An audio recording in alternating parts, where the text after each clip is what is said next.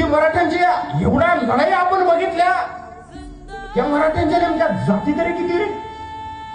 या मराठ्यांच्या नेमक्या जाती तरी किती? सरदार म्हटला काहीतरी 96-97 आहेत वाटतं. औरंगजेब म्हटला 96 असू दे नाहीतर 97 असू दे, मला तर 2च पाहिल्या मिळाल्या.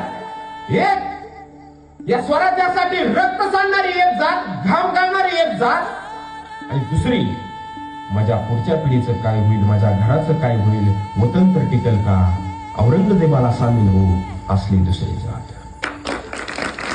ही लोक संकटाला घाबरली आणि औरंगजेबाला सामील झाली. इतिहासानं त्यांना लाथा घातल्या, इतिहासानं त्यांना लाथा घातल्या. पण जी लोक लढली, ज्यांनी रक्ताचा थेंब थवी महाराष्ट्राच्या भूमीसाठी अर्पण केला, इतिहास सुद्धा त्यांना सलाम करतो. म्हणून 350 वर्षांनंतर सुद्धा